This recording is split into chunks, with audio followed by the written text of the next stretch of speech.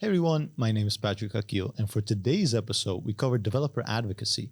We go over kind of what the role is, and I didn't even know how broad it was in the first place, but my guest Nicolai Parlog laid out exactly what he's doing over at Oracle, and it's a great match for him. Don't forget to like and subscribe if you're on YouTube, and follow us on your favorite podcast platform. Enjoy! Welcome to Beyond Coding, a dive into the world of successful people in IT. From your sponsors, Zebia, creating digital leaders. Here's your host, Patrick Akil. Hey, Nicolai. Hey. How's it going? Fine, thank you. How Awesome. are you doing? I'm good, man. Thank you for coming on in real life as well. Yeah. Because people probably don't know. We could have done this remote. What is this remote thing you're talking about? Yeah, no, exactly. In person is way better, right? Yeah, but you came all the way from Germany, and the first thing we did is we put you in a studio, put a mic in front of you. Yes, and locked out the good weather. Yeah. So when I'm out, it's going to be dark. Nice, thank you. Yeah, exactly. Beautiful. But I invited you on because I think you have one of the coolest jobs that is out there right now, and it's the developer advocacy job or role or title, I guess. I've talked to a lot of people that have that kind of role. And a lot of people do different things. So could you explain to us, what's your day like in that developer advocacy role? Let's start with that. What's my day like? Okay, so my day, like I'm a very unstructured person when it comes to how I work. Yeah. I have a strong tendency to procrastinate and avoid work. So much of my process is structured around that. But yeah, so I can probably there's not a good average day. I can tell you how to do a newscast, right? We do this newscast every other week, and that usually means so I want to cover something that happened recently in the Java ecosystem, and I want to do a video about it between 5 and 10 minutes. Usually just the one topic, maybe two, and mostly I'm going to talk through some technical stuff. I'm not going to do any live coding, but there will be code on screen for people to okay, so that's what he's talking about, and to see that. And so that starts with on Monday, I try to pick a topic usually. So that sometimes takes a while, right? It's not always something interesting happening or something that's obviously interesting. Yeah. And I think you can make a lot of things interesting because I'm usually very enthusiastic about them, and that works well. But it just sometimes takes a while to find the thing that that works well, because sometimes it's very obvious. There's a cool new thing that happened. Some change was announced that just I'm super eager to talk about. But sometimes it's okay, nothing of those things. That doesn't happen every week or every other week. Yeah. So I want to pick something else to find something that I care about enough, because I don't want to present something that I find boring. Exactly. So I have to search a little bit, and so that sometimes takes a little bit of Monday, and then I start scripting, and maybe even then on Tuesday as well. And so there's a difference between what I would like to do, the schedule to look like, what it actually looks like. Ideally, Monday would be searching and starting the script. Tuesday would be finishing it and then doing the recording, which takes between 1 and 2 hours. Yeah. And then Wednesday would be editing and doing the rough cut, which is just putting the good parts behind one another, which the minimal amount of edits, just so you'd see, okay, it works overall, the structure is there. But then, there is no panning, and there is no zooming, there is no asset on screen which shows the code. Edits. It's just the rough version of a video. Yeah, the outline. Exactly. And then, ideally, that's done by Wednesday, middle of the day. And then I can spend the next Wednesday afternoon and Thursday, sorry. Just putting in all the nice stuff to make it more interesting, maybe have a joke here or there, and do all of that. And then by Thursday afternoon, it's done. But that's not always how it goes. Sometimes on Monday morning, I just have, a bunch of emails to answer, or just I really don't want to work. So I do something else. I participate in open source projects, or I can always write like a blog post. There's always other stuff that I can do that is not the newscast. Yeah. And sometimes I start late. I don't get my script done by Tuesday even. Then on Wednesday, I have to start recording in the afternoon, more than once actually. Yeah. On Thursday, I was okay, if I just can't finish. Sorry, on Wednesday, I just can't finish until Thursday. I'm just going to work into the night. So the longest one I worked until 4 a.m. Yeah. Man, it sounds very free flow, right? Does it? Yeah. Do you think it comes with the role, kind of the developer advocacy role? Because I don't think every developer advocate makes video content like you do. Yeah. Well, I think it's hard to say. It's not, and then you can have a structured job and be a content creator that just does this 9 to 5 with a good structure, coming like a regular desk job. So I think it's less of a matter what you're doing. It's more of a way what your personality is. And mine is just that's not a good thing actually. I would love to have this more a structured approach, to be able to get up at to go into my office at 9 and be like, okay, now I'm going to sit down and do the thing, do the task that's in front of me. I'm just going to do that. And that's not the person I am. So that's why it's sometimes very challenging to get everything that I want to do into the time that I have. But there are other times where I'm like for example, this episode, I was like, oh, there's this other stuff that I really want to talk about, but I can't also put it in the episode. It's just going to be too long.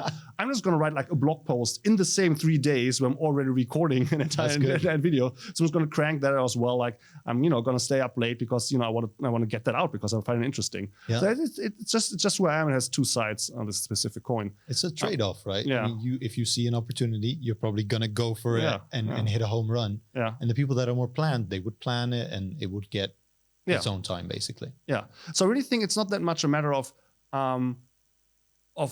what you're doing. Like you can develop like that as well, right? Like as a developer, you can also like burn the midnight oil and be like, look, over the during the day, all these meetings and nothing gets done. So let me start working at 6 p.m. all the way until midnight. Yeah. Some people do that as well. So I think it's not that much bound to what specifically you're doing, but what kind of work structure you prefer. And what helps though, or what furthers this kind of chaotic work process is, of course, that much of that is not coordinated with other people. Yeah. So if you have coordinate, you have to kind of be awake when they're awake and work when they work. Yeah. Well, since also have the problem that most of the people I work with are in the US, they're also time zone split there. But that aside, since I don't have to coordinate a whole lot, basically from I have this idea to it's done, like nobody cares. As long as I have a good episode in the end, nobody's gonna be like, well, you can't say that or you can't have that topic. It's in your hands. Yeah, right. So like that means I don't have to coordinate. I can just work whenever, which is once again, it's a good thing because it gives you the freedom, but it's also a bad thing because it gives you the freedom. It doesn't give you any structure. It's not like, well, I want to check what the topic is by Monday 4 p.m. my time. Yeah. If that were the case, then I would have to have something done by Monday 4 p.m. Exactly. But since the deadline seems to be Thursday afternoon, I can always like delay a bit. Make it happen. I have so much time. I can delay a bit more and then and then do crunch time. So, I guess it's like a deadline from school, basically. Yeah, Sound like me, actually. Yeah. But how much development do you still do? Like how much hands-on code? Because you've talked about like strategizing, right? Scripting, editing, filming, all that stuff. How much is coding then? Yeah, so that's actually a drawback. So much like I don't have to do any coding, right? Like technically speaking, I could just do all the writing and video editing and going to conferences without ever writing a single line of code. Just have to talk about it. Yeah, exactly. Which of course, like is probably not great because it really helps to write code if you want to talk about coding. So that's basically stuff I do on my own time or on the side. Like as I'm working on a JNet extension project. Okay. So I do some open source work there. And I generally try to stream on Twitch once a week. And the goal there is like when I started streaming because I watched other people do that. I was like, hey, that's interesting. The only thing I can do is Java. So let's do that, right? So I was just going to code on stream once a week, like sometimes twice. Like if my family takes some of the weekend off and they're visiting my parents-in-law, for example, I have the whole flat to myself. I'm like, okay, let's do a Saturday stream. That's my idea of a fun holiday alone at home. I'm like, okay, let's do like a 6-hour stream just coding. That sounds awesome. Yeah, well, it's fun. And those are the phases where I actually do a lot of coding. Nice. And then also recently, I'm not sure whether I can say that though. I've been doing a lot of JavaScript coding because I have my own blog that's written in Gatsby, which is based on React. So that's a lot of JavaScript. And then I routinely now, apparently, I don't know why, come up with ideas that need a website. Okay. So I have one that's called the Java Ecosystem Map. I wrote a website for that. Nice. My wife had the problem that she needed a calendar to coordinate with her colleagues. Yeah. And the Outlook calendar didn't do the trick. And she never asked me to get her calendar to make this solution, which is probably the reason why she's not using it. That's hilarious. But I still did it because I had fun doing it. Yeah, I did a website called Stream of Java because at the time when I started streaming, there was one other guy who streamed. It's called Ted Young, I think is the last name.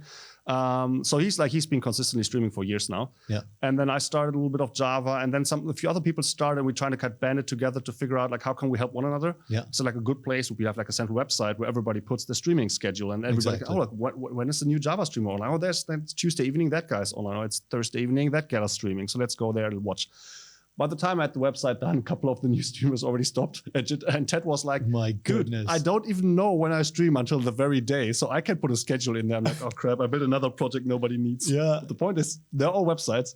And I just enjoy the process of writing code with Gatsby or with these React components, because it feels a lot like just regular coding, right? You have like what I would call as a Java developer a class. There's a component like a bounded context that has some state going in, and then you show what it looks like. Yeah. You interact. If there's some user interaction, if there's specific state handling. This is a very interesting way for me to code. And if I put in TypeScript, I actually get type information, which once again as a Java developer is really really helpful to me. So what I've been coding a lot is just pages, websites, apparently, in Gatsby always. They always have kind of a start, right? Like a problem you're trying to solve. And once they're done, you're like, use it now, please, depending on if they use it or not. But it's very cool because a lot of developers work on this long project, right? Might not even go live, but you know your customers, you know the problem. You just build a quick website or whatever application to solve it. I wouldn't call them customers, though. No. I mean, they're your users. They're your users or potential users because they might not end up using exactly. it. But it sounds really cool. Yeah, and that's fun, right? That's the reason why I did half of these projects is because it was a fun new way to program. And actually now I'm decent at that. I don't know how, but I can even in CSS right now, I could center a div. Like right now. That's awesome. And I wouldn't have expected that of myself like 2 or 3 years ago. I never planned, like much of my career, I never planned to learn these things, and I just found interest in them. Yeah. And then put in the time because I was interested, and then I learned them, and then now I know some of those things. Do you learn them on the stream as well?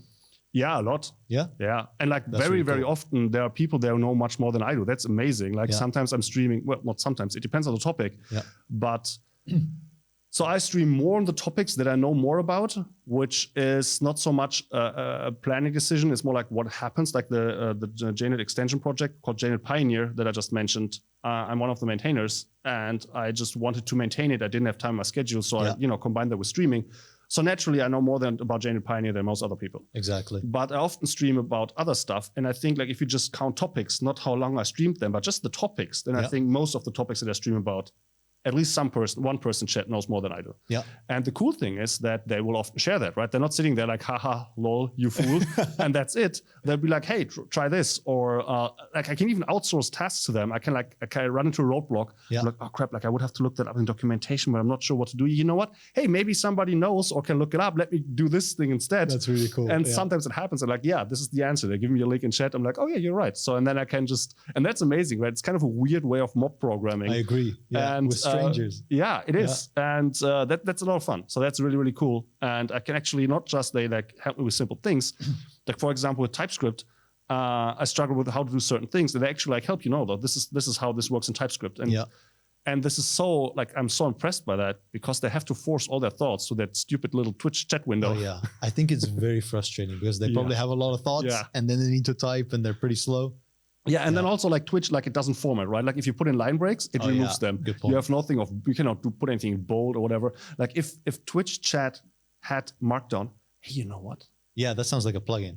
Make it happen.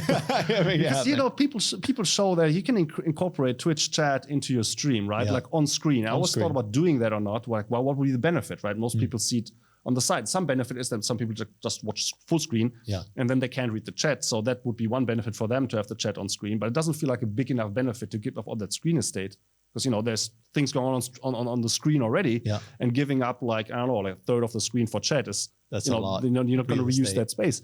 But what I could do if I would just parse the messages as Markdown, you could actually that could be the next idea. Yeah. But if we bring it back to kind of the developer advocacy role, right?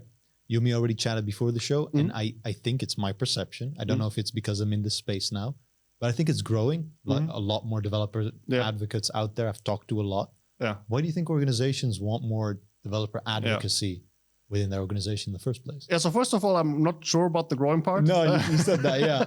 It's my perception. Yeah. So the thing is this, that, so I can, for example, give the specific example of Oracle, the company that I'm working on right now. So, big corporations, they restructure stuff. Sure. And a couple of years ago, I can't put a date to it right now, they decided that they don't need that many Java developer advocates anymore, and they left like a huge part of the team go. Okay. So at least in that specific instance, you would not call that a growing field. Exactly. They were cut off. Yeah. So I'm not sure how it evolves overall, but like since tech becomes more and more important, you would guess that more and more people work in tech And then even if just, let's pick a random number, 0.1% of the people working in that field would all be developer advocates, that number would already be growing in absolute numbers without it becoming a bigger share. But still to the point why that happens, I think like companies have different motivations, and even different departments in the same company can have different motivations. Sure. Right? Maybe the sales team just wants you to show how great your product is. Okay. But maybe human resources, it's a terrible term, but anyway, I don't think there's a better translation. The people team. Yeah, exactly. Yeah. I think what they maybe want to do is like, hey, you want to show off how cool the company is, right? Yeah. So for example, this is a great place to just walk in, right? So that's like a benefit of that. If people come in here and be like, wow, hi, that's pretty neat. I imagine working here is pretty cool. So you're doing different tasks basically for different internal needs, sometimes aimed at the same people, sometimes at different people. So for example, if you think like, what would be good? So let's say you have a developer-facing product like an IDE or some API or whatever. Yeah. What you want to have probably is you want to make developers aware that this thing exists. Mm-hmm. You want to tell them how cool it is. Yeah. You want them to ideally get involved, like giving you feedback. Maybe they can start contributing. You want to have them as a community. And these are all technically different things that you want from them, but a developer advocate can, more or less do all of them just by the same thing. Just like being at a conference, for example, giving a presentation on that topic fulfills a couple of those things already. Yeah. So I think it's like a pretty amorphous task, a set of tasks that's not easy to just like say, okay, this is developer advocacy and that's it. Yeah. So I think it's not that easy to say what exactly motivates different companies. I can say, well, I'm doing it. I'm doing it because Oracle drives much of the development behind Java. Yeah. And it's not enough to just do it. It also helps to talk about it so people know it happens. And people see it. Yeah. Exactly. And I've been doing that as a hobby for years. And basically like last year, they were like, hey, do you want to do it for a living? And so that's a good match. Yeah, it is. Really, it is. So that means that they just want us to transport the things that they do into the wider public and communicate them in a way that fits the way that we think about them, right? Yeah. So for example, specific feature is designed with these trade-offs for these reasons. So it helps if you don't just present the features like this is what it is, because then some people are like, well, but it's not the way I want it to be, so you're stupid, which always happens, like whatever you do in software, that's always one reaction you get. So it helps if you want to say like, wait, so this was the problem that we had, and that's the solution for that. So to communicate both parts, right? So when I talk about like a specific kind of communication, that means not just leaving half of it out, but just saying like, no, we have this because for these reasons, for example, or these are the trade-offs, and just give more of a background into that. Give more than just like a superficial, this is new syntax in Java, but background, ideas for how to best use it, where not to use it, that's also important. And so that's the reason why I'm there. Yeah. Not alone, by the way. I'm working with a great team. Awesome. And so we're there to, communicate these things to as wide an audience as wants to listen to us. Yeah. I really like that explanation because it aligns with what I've seen, right? Company has a certain goal and the developer advocates kind of advocate for that goal or contribute towards that goal, right? And it can also be, well, a company does awesome stuff. That's why developer advocates are on stage and everything. Yeah. But it always aligns with a goal, and it can be for kind of people team, right? And kind of putting the company out there on a pedestal and being like, look, we're doing cool stuff with either a language or products or maybe even open source stuff.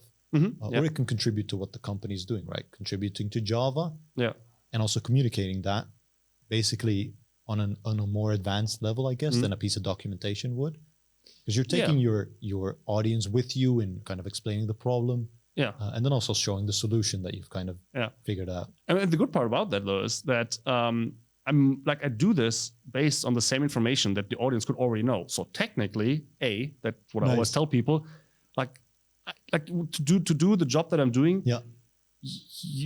Everybody can do this, really. Like I don't have like 15 years of like very specific knowledge. Some people are like, for example, Java performance. That's like a complicated topic. You have to have like years of actual experience in the field to talk about that competently. I always joke that most of what I do is just read a public document that everybody could, but very thoroughly, and then think about it and try to think of a good way to present it and then do that, right? Yeah. So the information that I base this on, all of that is already public, and I actually make a point to speak to the developers about this behind closed doors as little as possible. Yeah. So I sometimes ask them something I didn't understand, but I'm trying not to ask them like, hey, so this is what you wrote, but what did you really mean? Or, where's the strategy going? What are you doing next? And what are you doing afterwards? Yeah. Because that would put me in a situation where like either they, which is the likely case, they're just going to give me the same answers that, they give to everybody else because you better not tell me something and that's like, hey, Nicolai, this is the plan for 2022, exactly. but you're not allowed to tell anybody. That would be tough because my role is to tell people, right? Yeah. So either I get like a canned reply or they tell me something that I can't share, which would be sad. So I basically based this on the publicly available information. And so that's something that's why I did it already in the past before, right? So what happened when I went to Oracle is not so much that the mode I did this changed.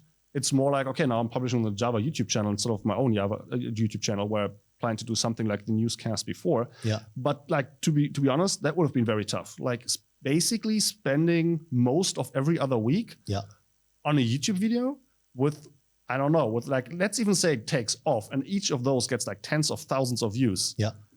Like, I mean, YouTube metrics are hard, but if people monetize their channel, they get like, what is it? $1 for 1,000 views? Is that like the rough estimate? I think it's less. I think it's $1 for 2K views. Okay, something like that. Yeah. Okay, so that means like if you get like 100,000 views on the video, you get like what, like $50? Yeah. So first of all, 100,000 views on a Java technical Java video is not easy. It's an accomplishment. Yeah, exactly. I agree. And then what, $50 every other week? How is that going to pay for anything? So that's the challenge there, right? So that's something that with being hired, with working at Oracle right now, that allows me to spend all the time on producing this content that I've really enjoyed already in the past. Yeah, that's really cool. Like when they said like, do you want to do this? I was like, I kind of enjoyed self-employment. I don't want to lie, but this is like a big chance. And also, once again, like just being able to occasionally ask this behind the scene question and be able to like clear up a misunderstanding or something like that. That's all pretty cool too. So I've been basically fanboying or some of the people in the Java ecosystem who've been working on this stuff. Yeah. And now they're my colleagues, which is great. And they can't run away. Like they can't just ghost me because like it's my job to ask them stupid questions and not have to reply. So I'm doing my job here. Yeah, exactly. Yeah. No, I love that you said, right, there's no secret sauce. The information, at least for your role, should already be out there. People can read their own stuff. You're just better at kind of interpreting and maybe translating it to a broader audience than a piece of document would. Yeah, I mean, and the documentation is there. That's specifically, so in Java, that's called a Jdk Enhancement Proposal. It's called a JEP. And the JEP has a very rigid structure. Sure. It says it starts with like a summary, I think, and then the goals and the non-goals, and then the problem description. So it's written in a dry way because it's addressed at basically the wider community that is actively involved in developing, not with Java, but developing Java itself. And that's a very specific audience. Yeah, exactly. And that they don't want to read fluff, right? They don't want to read my interspersed comments about I can't put the YouTube thing on the wall, right? They don't care about that. They just want to have like the technical document of what's going to happen. Yeah. And that means that not everybody enjoys reading them. Like to me, they read like thrillers. Like I gotta say, like when a new JEP comes out, I'm all over it immediately. That is awesome. Yeah, that must be really cool then. Yeah. You touched upon it earlier, but you were self-employed before this. So I imagine you were juggling kind of making money and doing this stuff on the side, right? Giving back to the community in videos or blog posts or even doing podcasts like these. How was that balance? Because I can imagine that sometimes it must have been tough kind of having all these ideas for blog posts and not being able to execute like you can now. Yeah, so, well, I'm still in the same situation because I still have more ideas that I can actually work on. Yeah. But yeah, so that's definitely right. And the challenge there, I gotta say, like the challenge really for me, and I was in a very fortunate position, was always it's the mental challenge of how do I do all of these things so I myself am satisfied. Yeah. I was lucky enough to never have during my self-employment to be, having to worry about money a whole lot. Okay. So first of all, I only have to spend half the household income or earn half the household income because my wife's working as well. So that's good because that puts the base lower. And actually, I'm pretty sure that if I would have provided the whole household income, I would probably not have made the jump to being self-employed. Okay. Because initially, can I explain a bit like how this started, and then we go into this balancing act.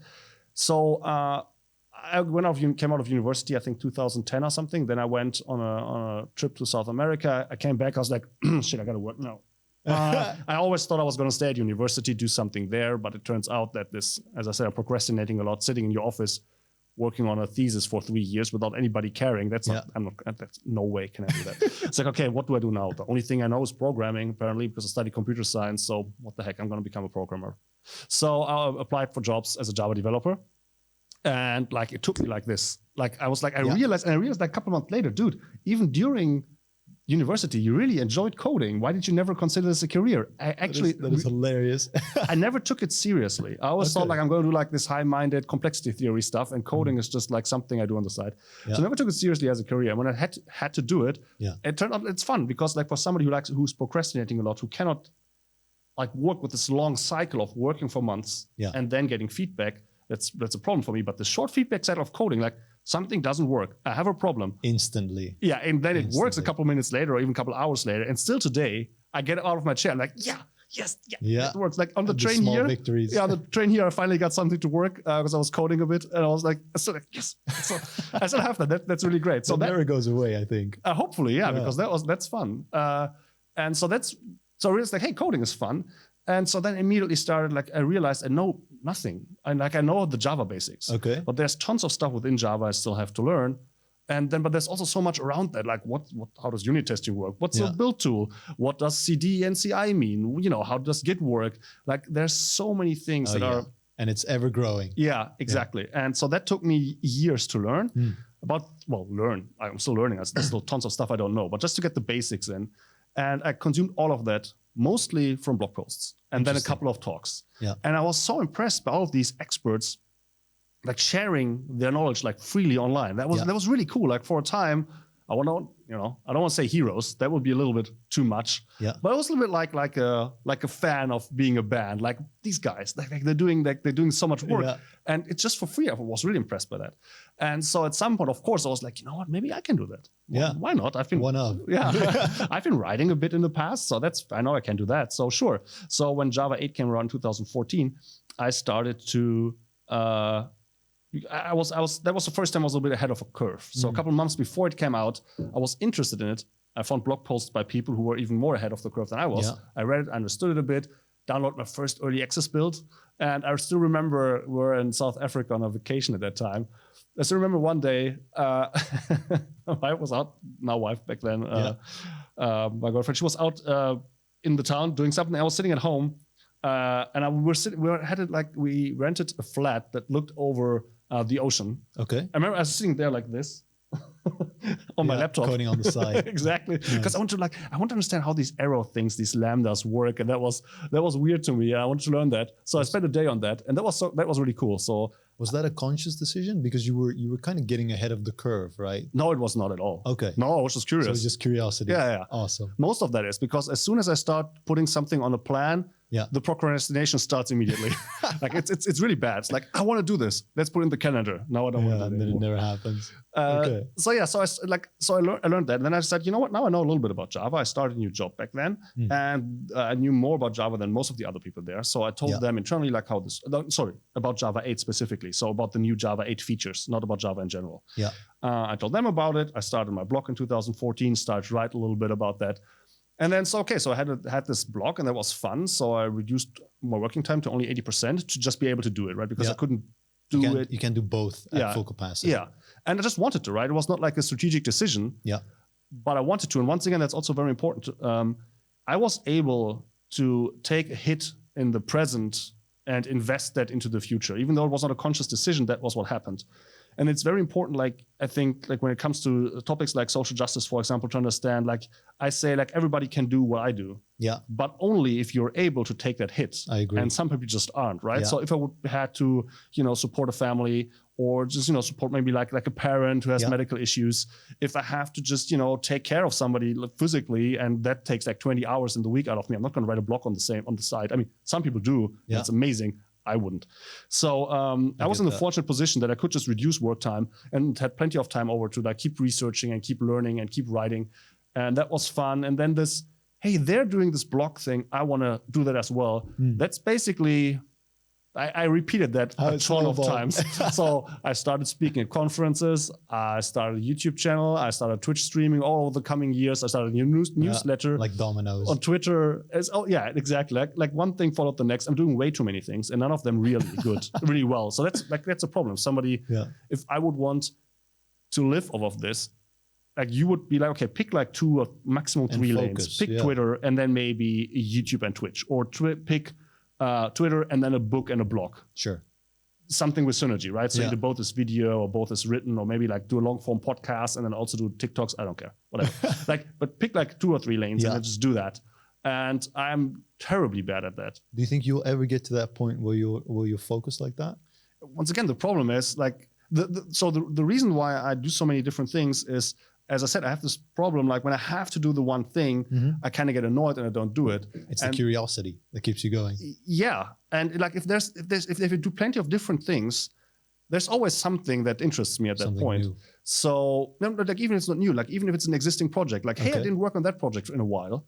Hey, I want to do that right now. Okay. Yeah. So I feel like I have my tasks, if you give me tasks, they have a terrible latency. Okay. But it could be that I start up with something and it finishes like 2 years later, even though it's like 2 months work. Yeah.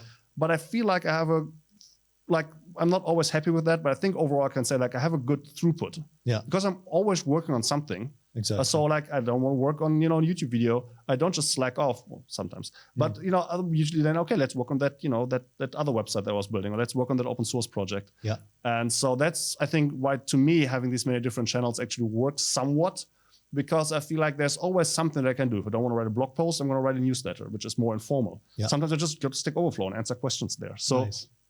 For me personally, that works. But now let's come to the self-employment. Sure. So I reduced my work time as a salaried employee. And then SidePoint asked me, which is a website based in Australia, sidepoint.com. They do like web stuff a lot. So that's what's on their site. Sure, yeah. And they want to build a Java channel. And they asked me to do that. And I want to say I failed, but it failed. Like it didn't work. Because they paid me and they also want to pay the authors. Both of that is really great.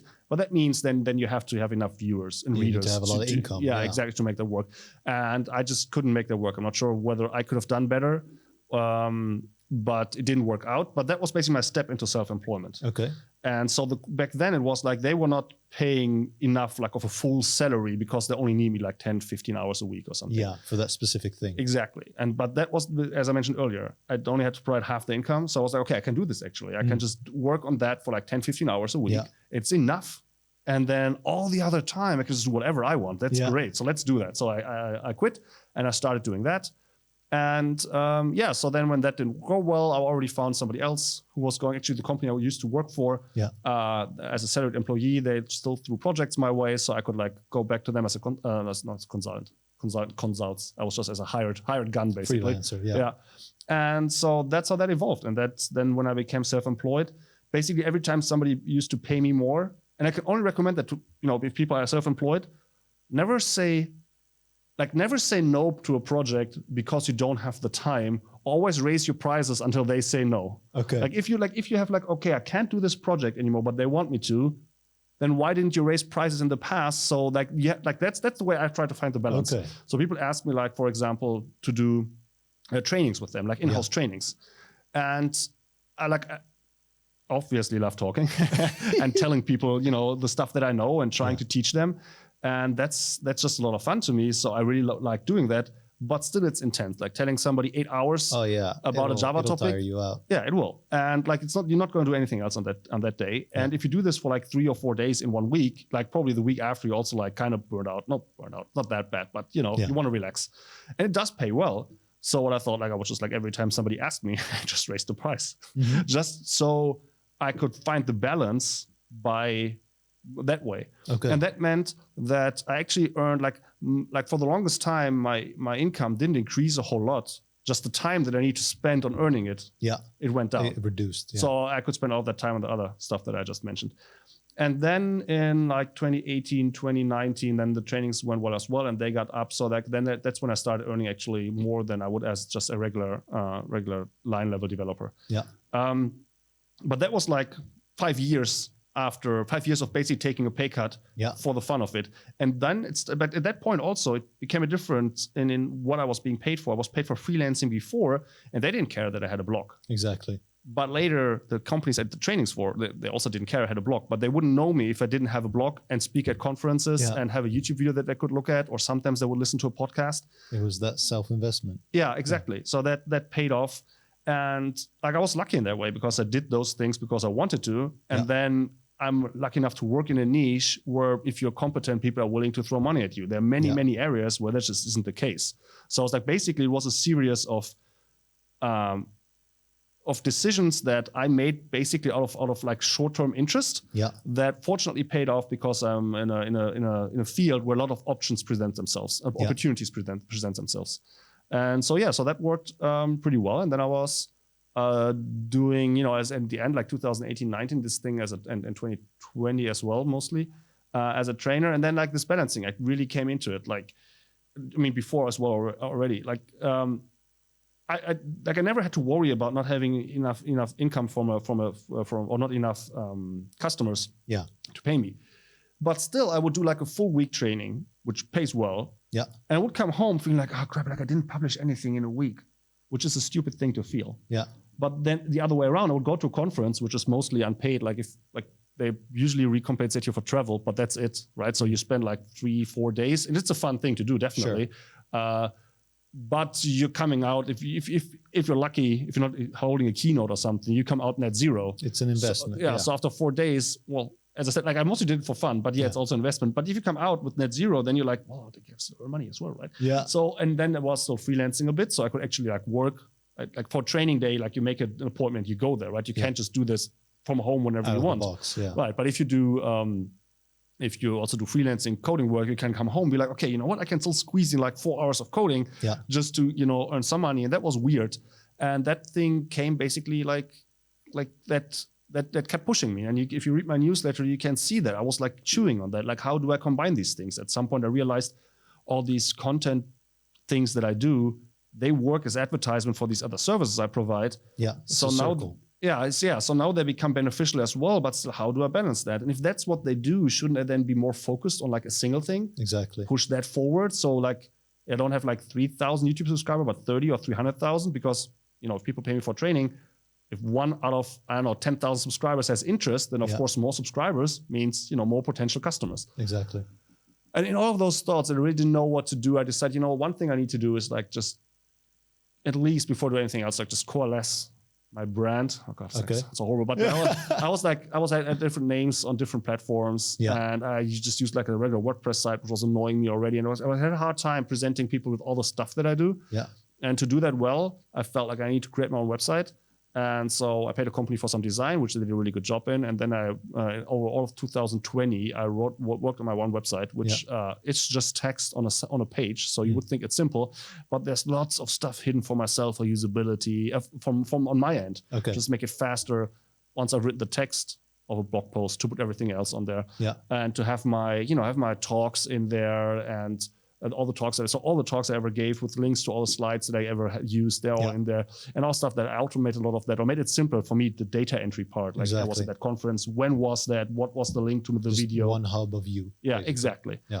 I did that over 2020, and then I was like, you know what? In 2021, I'm going to start big with like, okay, now let's really focus on this content style. I have now this central hub that I can present. Yeah. Let's put front and center that I'm offering trainings. Let's do this. And Oracle was like, or you could work for us. It's like, fuck that idea. I'm just like, no, let's do that. Yeah. And so, that was really like the chance to have just like to do this really full time. Yeah.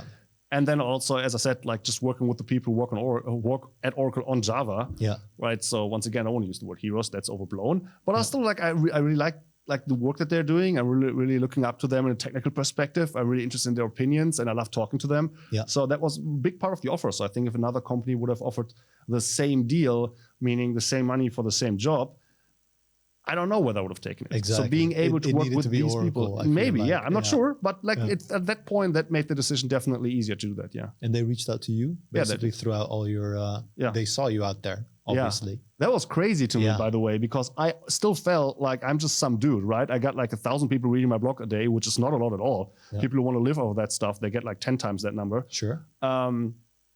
they need 10 times that number. I said I like 2,500 YouTube subscribers. I had like 8,000 or maybe 12,000 Twitter followers. So all those numbers were like, if you look at those from the standpoint of somebody who has neither of those channels, those seem like high numbers. Yeah. And I'm like, it's not easy to get there. I'm proud of that I had them, but they're nothing compared to what you need if you want to live off of that. Like the amount of visitors, of viewers, of followers you need to be able to, sell them enough books that you can actually make a living off of that, or just picking books as an example. That's huge. Like it's really tough. Like if you're just like reading blogs to estimate how much time and how much effort goes into that, and how much, like, because if you just like I do, just reading a blog post, I'm not, there's no transfer of value in that other way. I'm just consuming that. And how few people then, buy a book or whatever. Yeah. And so those numbers need to be huge. I was nowhere close. So I always compared myself to the people who do that. I was like, I'm not there. Yeah. And so that's why I felt like a small content creator. Okay. So when Oracle reached out, I was like, are you sure you got the right number? Exactly. Like, are we this, Nicolai? yeah, exactly. Yeah. No, that must have been an awesome feeling. Yeah, that was pretty cool. Yeah. But also like the discussion was not easy because I still want to do stuff on my side though, right? So it was like, I don't want to be like all Oracle. All in. Yeah, I want to put stuff on my website. I want to put stuff on my YouTube channel. But they were very accommodating. So really, that was very, very cool. Yeah. I think when it comes to the software engineering community, if I can call it like that, there's a lot of knowledge sharing, right? Even on all the platforms that you're on, there's knowledge sharing in numerous ways. Yeah. And there's people that have more subscribers than others, but like it's an ocean of knowledge basically for anyone that wants to attend or learn from it. Yeah. But I don't think it's for everyone, right? Not every engineer is going to make a blog post. They might make some or whatever, but I don't think it's for everyone to do so. Yeah. I think everyone has kind of their own way of knowledge sharing. In a way, for you, apparently it's everything, exactly. Which is completely fine. But I just want to preface that, right, what we're saying is not going to work out for everyone, right? You really have that drive to make and create content, which is awesome. But I don't think everyone has that. Yeah, no, sure. So that's very important, right? This is not just technical interest. If it would just be the part that I'm technically interested, I would just read the JEPs as I do now and keep it just to myself because that's interesting to know. I also have this drive to share that. And whatever deficiency that comes from, that's definitely something you need. Actually, that's one of the struggles that I have. So a company I used to work in Karlsruhe, it's called Dizzy. They're great people working there. And they're having it's at this point like 150 people maybe working there. Yeah. So it's not like they're not Netflix, right? So not solving those kinds of problems, but still they're solving like decent engineering problems. Okay. So just today I had a chat with a friend who's still working there. He used there's a plugin that can visualize the relationship between your classes in Java. Sure. Yeah. And I was like, hey, do you want to melt your CPU while using this plugin? Because the joke is the code base they're working on is so large that many tools that were like, hey, this is a cool tool. They just fail because of the size. So they have just challenges like, doing like regular development processes because Maven, for example, or whatever build takes like a long time if you're building like 2 million lines of code. Yeah. So they're doing interesting stuff there, but most of the people are just interested in the stuff. And when I was still working there, that was frustrating me because I want to get that. You need to write a blog post about it. That's so amazing what you're doing there. Like, they were always like, I should. I'm gonna the Simpsons joke. I'm going to write that on an invisible typewriter. That never happened because I didn't have the drive to share. And that's fair enough, right? No, that's not like that's the only way or that's even a good way to be happy. Yeah. But it was frustrating to me because I felt like this is an interesting thing. I would love to read that or watch that or whatever. Yeah. I'd love to learn that from somebody who did it, but it's tough to get them out there. And that's, I think, actually an overall problem that maybe developer advocacy creates in a community as Javas is at conferences, you're mostly seeing on stage, I'm sure whether mostly is correct, but a lot of the people on stage, specifically the ones who are more high profile, are actually people who are like me being paid for being there, for being visible, for sharing the stuff that they know.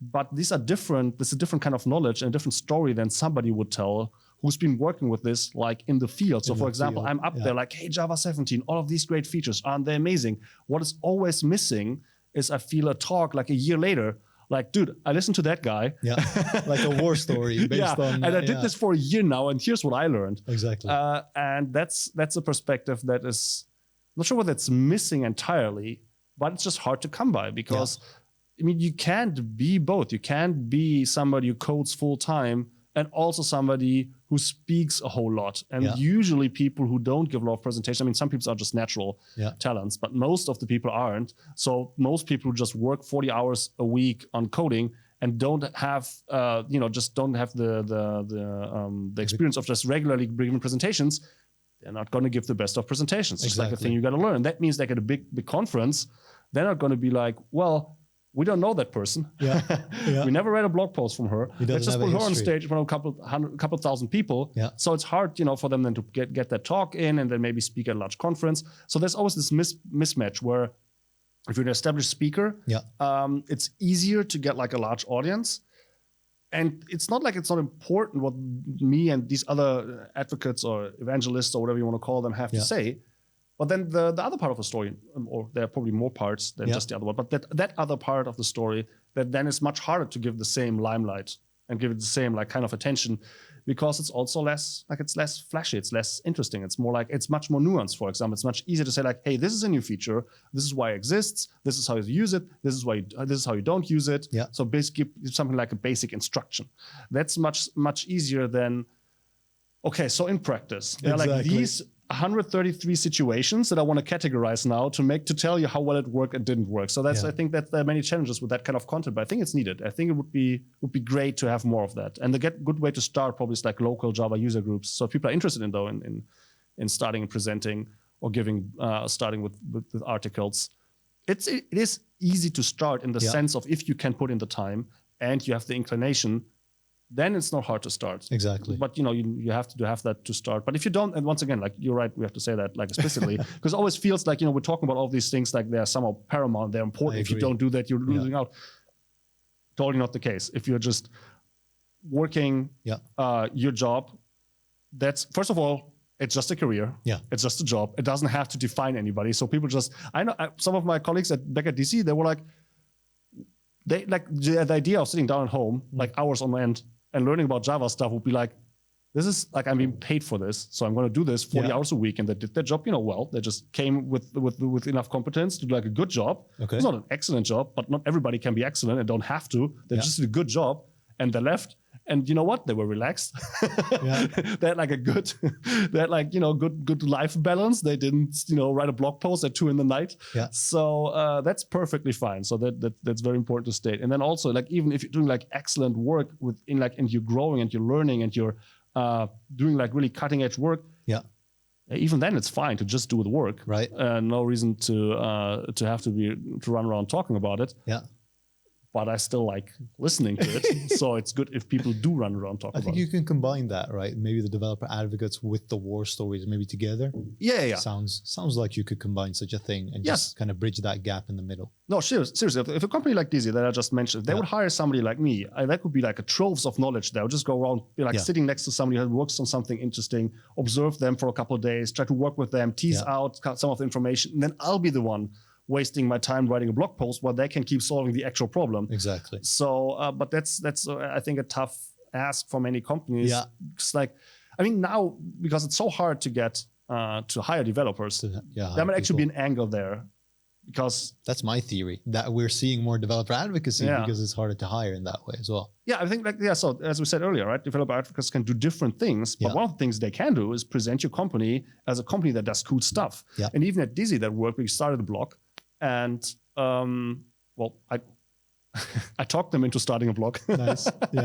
And so there were people like in interviews, they were like, I've seen your blog. And not in the sense like, because it was not a widespread, they didn't like find it independently, but they were looking at companies to apply to. And they found Dizzy, and then they looked like, okay, so what are they doing, right? They did their due diligence and looked a little bit into the company. They found the blog, and then they read that. They were like, hey, cool, that's what they're working on. That's interesting. Oh, they're doing that. So they could actually learn a bit, from the couch about the company they're going to apply for, and not just like the marketing spiel, right? But people writing, the war stories. Okay, so this is how we face problem X and overcome it. So for example, I wrote like a 3-part about code reviews. Nice. About how we did this, how we came to decide what our challenges was. So we had a really great, when I say we now, I'm still stuck in that mind frame. I mean, before Oracle time we. So that's all that, most of the we's I said was about Dizzy.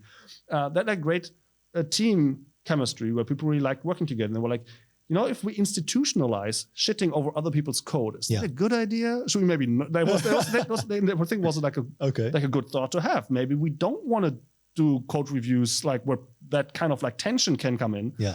So we thought about that and we tried to find a way to address that. Exactly. Do you want to do code reviews for correctness? Then it's more like experts or seniors reviewing juniors. Yeah. Or do you want to use it as a coach, as a knowledge sharing tool? Then everybody reviews everybody. So we set out, had a couple of like things that were important to us. That's how we formed the entire reviewing process.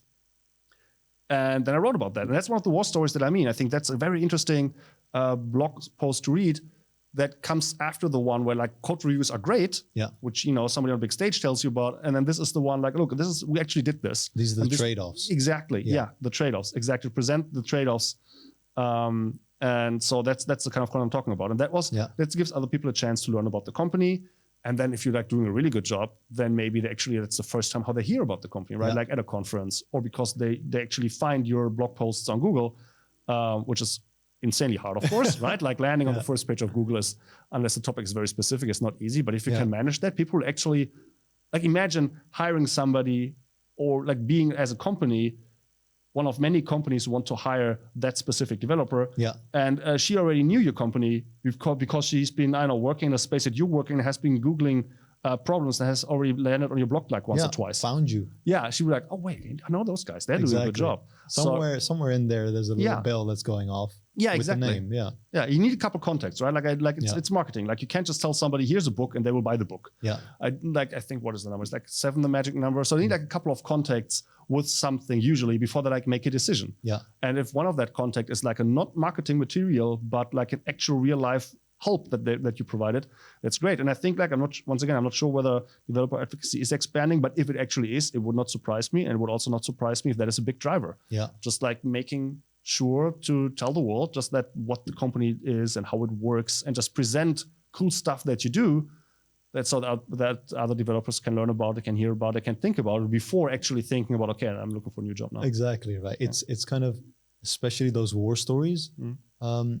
I think that's just spreading the knowledge, right? If you have those same kind of decisions to make, you can already read about people that have done that, and you don't have to make the same mistakes, or you can learn from them and still make your own mistakes. But then at least it's out there, right? At least you can say, well, we knew that, but it was a conscious effort, I guess. I think in that way, it's a really cool community that we have. Yes, definitely. Basically. Yeah, so like as I said, the amount of knowledge that you find online is crazy. And specifically those traders, those are the most interesting things. So of course, when I code reviews as an example again, first, I don't want to read about all the traders. First, I want somebody to explain to me what this thing is and why it might be beneficial, so it gets me interested. But later then, like seeing the trade-offs, and then also, as I said, like seeing their mistakes, saying like, okay, they made this decision because for a reason. I don't have that reason. Like in that situation, I'm different. So maybe other people are like, well, we're fighting over code already anyway. So when we start with code reviews, we don't have to factor that into our decision.